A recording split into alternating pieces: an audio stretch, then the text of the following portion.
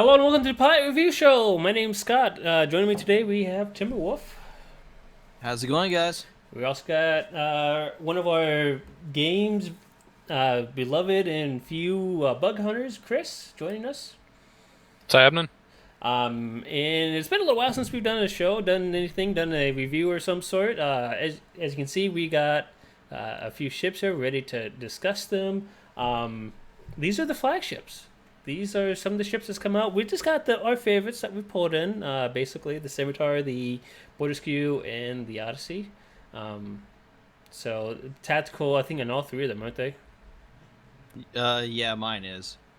Same here. So all of them are the tactical versions, but you've seen one of them. You can make the customizations of the others. I think mine has actually got the customizations from the other ships and whatnot, as it is anyways. But so we only got Timber here for a little bit. He's got to go off and do the show. But for those of you who may be watching, stay tuned in July as Timber and myself will be in person, actually face to face with each other at Star Trek Las Vegas. Sealed the table in today, actually. So Yeah, we will be there. we will be there. We've been a spot has been reserved for us for the last couple months, and they've just been waiting for that payment. And I finally said, "All right, here's your payment. Get off my back." Yeah. But there's been a spot reserved for us the entire time. It's one of those things I've always known, and so we're going to be quite happy. We're going to be there. We're going to have fun. And the only thing I got to do is figure out how to take my computer in with me because it's the only thing that's really powerful enough to do everything I need it to do. There you go. Anyways, go ahead and discuss. I'm going to try and scroll around your ship here and get some nice, good close shots of it. Go and talk about your Odyssey and your feelings and experience of it. So far, I mean, I've been doing a lot of testing with it, obviously. I switched straight over the moment it came out. She is handling a good amount better. Good amount. God bless, I am tired.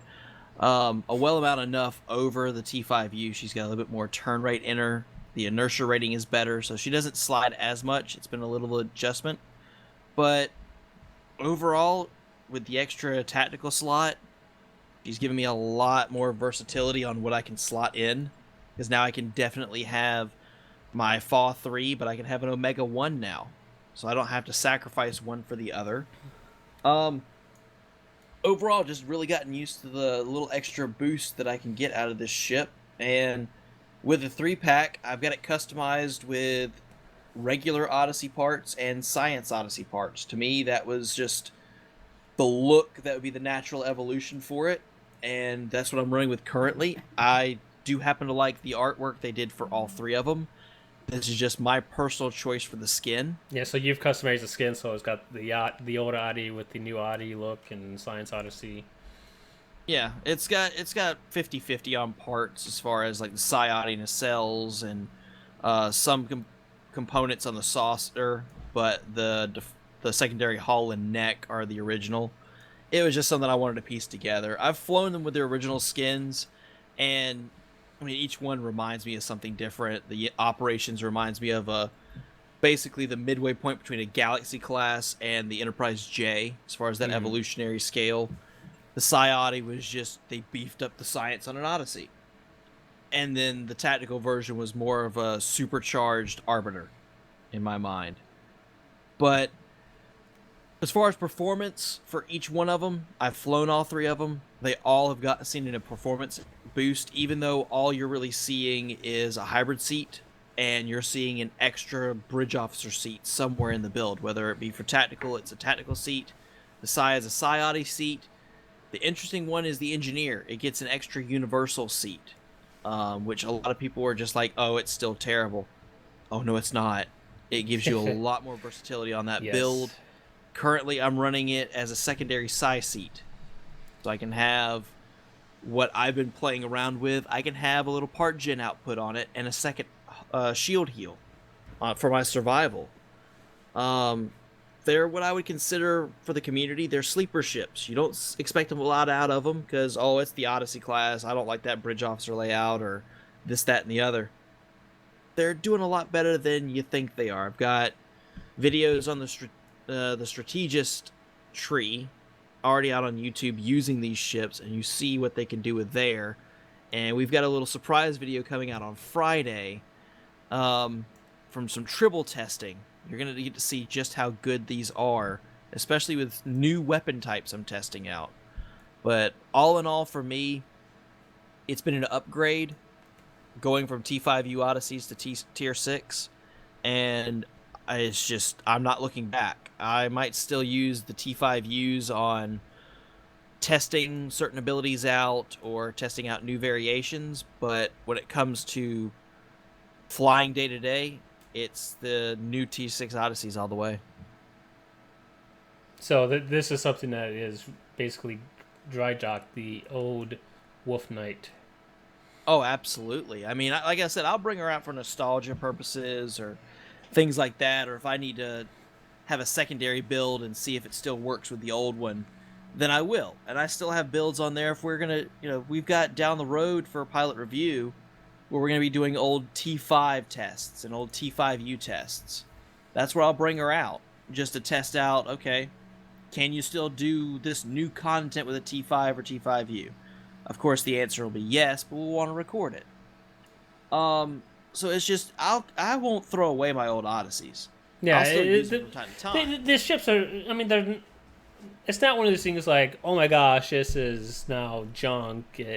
You still make use out of those ships, and that's the biggest thing people need to remember is each of the ships has its own purpose. And the thing to remember here especially is if you didn't have the Odyssey before and you're looking to get it, you might as well get the T6 because you'll get the better version. That way you have to go back and get the old one unless you want that look. And I think, don't they give it to you anyways? Yeah, they give you the standard Odyssey look. Yeah, so you can get the new T6 and not have to worry about spending the extra $30 or $25 for the T5 and then the token for the T5U version. So, it's one of those things for those who are looking to get the Odyssey that haven't got it yet. T6 is a great option to go with. It is definitely worth. It's one of those ships. It is if you're used to it, you can make great use out of it. If you're not used to it, it's a great ship to learn with. Yeah, it really is.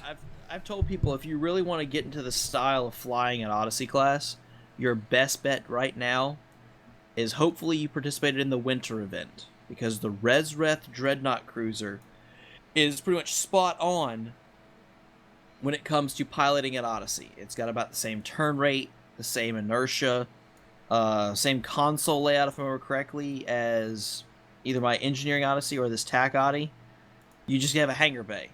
But when it comes down to it, if you can fly a Resreth well, you should be able to fly this well. Yeah. I do got to head out, but I will be on the next pilot review show. Trust me, guys, you gotta keep tuning in.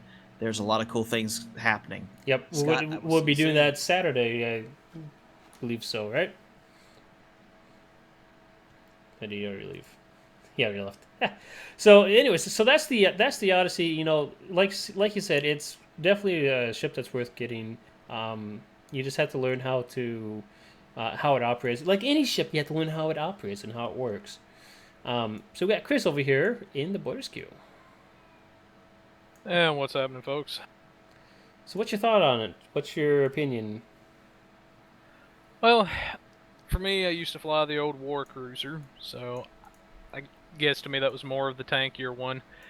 As far as the seating you get, it's actually fairly adaptable to whatever you need. I've got the tactical right now, mainly because I want to get the trait and kind of testing some damage builds Kitty F side with it. On most of the Border Skews, we actually have a Lieutenant Commander / Command with universal seating. So if you wanted to, technically on this cruiser right now, I could have, assuming I use the Ensign as a science as well, I could have up to 6 science abilities, turn it into sort of a pseudo-science cruiser. Maybe have 6 full tactical abilities if I wanted to. But the interesting thing I like is being able to, if I want to, slot a Fire at Will 3 and an Attack Pattern Omega 1. So I could have some decent offense, have some decent defense as well. As far as turning those things go, I think I think it responds a little bit better on the turn than the older cruisers did. I don't think that it power slides as good. Well, maybe around the same area, I guess. But By comparison, would it be like the Odyssey or the Scimitar? And I you would thought, say it power slides around the same level as an Odyssey, maybe a little bit better, slightly, but the difference is negligible, I think. Unless you've been flying it, in my opinion, for a good while, you probably wouldn't even be able to tell the difference. The best one I found for tanking is actually I think it's the Kalis is the name of it. yes. Kalis Cruiser, yeah. That, to me, it's got 5 engineering and then 4 of the tactical and then 2 science. So definitely a lot of engineering slots to draw from. If you've got the Kabali Samsar, then you can slot that healing console, which I absolutely love. It's in like a must-have for any tank. I mean, you click it Personally, and oh yes. you click it as long as you're doing damage, you'll pretty much heal up to full and stay at full for a little while, and while it's still activated. So If you've got the warp core of the console and the 4-piece Kobali, that's pretty much all the healing you're going to need. Maybe an engineering team and a reverse polarity, and you're good to go. Anything else is just icing on the cake. yep. And is that the original skin that comes with it, or is that a customization that you've done on it? I want to think I've got maybe a bit longer neck, but for the most part, it's the standard Martok variation. Okay. So it's almost like it's almost straight out of the box, pretty much. Yeah. I mean, it's not think the only the problem here is we can't tell unless we go back in and speak to a ship customizer and see what we've done to the ship. So that's one of the problems. I mean, each one of us in this video here, we've had our ships for a little while. We've been flying them, and we've said, you know what, I don't like the way this looks. I'm going to change it here. I want to make it look like I want it to look, and thus you see these like Timber's got his own variation of how the Odyssey looks for him. And if you've seen his videos, it pretty much looks exactly like his old Odyssey that he has, just little differences here and there. And that's kind of one of the things. It's kind of hard to know what we've done, what we've changed, because it's been so long. So out of everything, this would just be one that you would recommend for people. Yes, sir. I really have to agree. I mean, it's been a great ship. I've flown it a little bit here myself, and it has great potential for almost any build. You can even DPS with it if you know what you're doing. It's kind of cool on some of the animations and graphics that it has that you can do with it. If you're looking for something with good adaptability, survival, DPS potential, definitely consider aboard askew if you're a KDF player. Yeah, it's got the survivability, and it can definitely do a lot of damage by itself as well. So that brings us to the third ship of the ship pack. We're going to try and make this a little short because I know so many people like to listen to the show. But I'm going to go over it, and then we'll go into some more details probably later on this Saturday. You probably see us having fun with it and playing with them and showing off our builds that we have and use. But I got the Scimitar. If you've seen any of my past videos, you know the Scimitar is my thing. The RRW Destruction, in this case, the Destruction-B. Simply because this is the second version of the Destruction. When it comes down to it, this ship is definitely a lot different as far as looks is concerned compared to the old Scimitar. Got some great animations that they've done with it, and by comparison, I would say it is almost exactly identical to the old Scimitar. The only difference is the little slight changes they've done with the bridge seating. The bridge seating is very comparable to the Krenim warship, if anyone's flown that. Many of you know that's the ship I actually dropped the Scimitar for to play with that instead. I have basically gone back to my Scimitar in the T6 version here as a result because it is almost the same comparable, simply because I can make use out of the torpedo skills like concentrate firepower and overwhelm emitters so that I can make my torpedoes hit that much harder. So that's one of the nice things I like about these ships is that they got those potentials to do stuff like that. As you can see, looking at the console layout, it's almost exactly the same. The only difference is the engine should not be that, should be that. And I'll go and turn off the visual here real quick so you can see what it looks like. This probably, once again, is probably a mix of the science and tactical, a little bit of combinations of some of the other ships. It is one of those things that I don't remember what I've done with it. But I will say this much right now: I am making full use out of the flagship consoles. I'll briefly go over them real quick here. If in order to get all 4 consoles that's necessary for this, you have to actually be getting the anniversary. You have to actually got the anniversary ship because you no longer get it. The anniversary ship was the Crinum Science ship. It's not the Dreadnought Science. It's the Science one. But so you have to have that in order to use it on this ship as a full ship pack. So when it comes down to it, here's one of the consoles. It's the dampening wave emitter. This is a kind of a fun little AoE type damage, and obviously radiation damage is what it does. So if you're boosting radiation damage, you're getting some great benefits out of this ship. I have plans of doing that with the new skills system that's about to come out. There's a bunch of options for that, plus the traits from the rep systems that will go into this that'll make use out of that. You got the adaptive emergency systems. This is so far these 2 consoles are part of the 3-pack from the ships themselves. They're available on all the Odyssey, the Burshu, and this Scimitar. This one's the one that gives you some major damage resistance. This is good for that oh crap I'm about to die type moment, and you need to do that. But it also gives you some damage boost as well. So you're getting some damage. So it's one of those things that if you're below 50%, you're getting a bunch of stuff from this one console a lot, and it is amazing when you time it perfectly with like a GDF, for example. So that's one of the best times to use that I found personally. Plus the passive resistance that you're getting is quite nice overall. The other one is this flagship tactical computer. This is the 3rd part of the ship packs that you can buy. So those are the 3 that you'll get if you don't have the anniversary Crinum ship. This is one that gives you some energy damage, and then it's also increasing your fire cycle rate. So this is like your haste, or what I was using before with my Crinum Science, or no, Crinum Warship, I should say. Crinum Warship, I was using the reroute reserves to weapons. This would be kind of the replacement for that for me. So I can still get part of that, not the full benefit of that, but I'm getting part of it back as a result. And it makes for a great little complement for my ship as a whole. And then the 4th piece of this that you can only get if you got that anniversary ship. And I hope they make it available in the lobby store, but I don't know. Can't say. Cryptic, if you do, please. That would be awesome. This is that ship there. And it is, you can use this console on any of the ships. It's not just locked down to these ships here, so it's got a lot of versatility that you can make use out of it.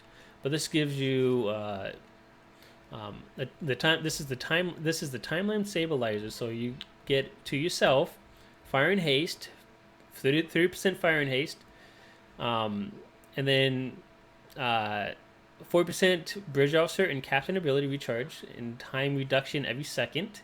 Your enemy increases recharge time ability by 50%. So it makes it so that their abilities that they can use is longer in between everything. And then it reduces their impulse speed and the turn rate by quite a bit. This is, a lot of times I found that using all 3 of these, like at the right moment when you're at that 50% or below, or like at the end when you really need to really heat on the damage for the Tath Cube and Gateway and ISA, for example. This is a great time to use that, especially if you're below 50% at that point in time. That way you can really just melt the consoles. And you notice that I've dropped some of my tactical consoles because at this point at the future stage of the game that's going to be coming up, I feel that I can do that and still get away with it.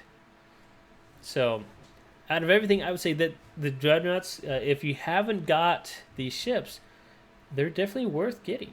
There's no doubt on this. These ships were very well worth it. It's enough to make me go. It was enough to make me go and get the entire ship pack, and go back to the Scimitar T6 after ditching it from the T5U version.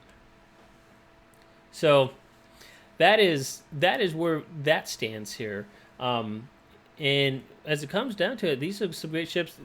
They operate very much like they used to with the T5 versions, and in some cases, like we're observing, is they're in many cases operating better than the T5s in almost every single case. I would say that's very much the case here with the T6 Scimitar. It definitely flies better, it turns smoother, and it has a lot more turn rate comparable. So we'll go over that more in future shows. We'll bring that up. We'll talk about some of the different options that can be done with it. As you see, I still got my dual beam banks, and I've gone with the gravimetric photon torpedo here, just for the fun parts of that, since I don't have a gravity well. So anyways, so that's that. I know the show's about to start. Make sure to tune into it. And like I said, in August at Star Trek Las Vegas, make sure to tune into us as well, because we'll be there streaming all day for that. And if you obviously, if you got any issues, got any questions, make sure to let us know. We're more than happy to help you out with anything that we can do. Thank you, Chris, for sticking around. Definitely appreciate you. And that is it. Do you have anything you want to add? Definitely worth checking out. Check out the show, check out the ships.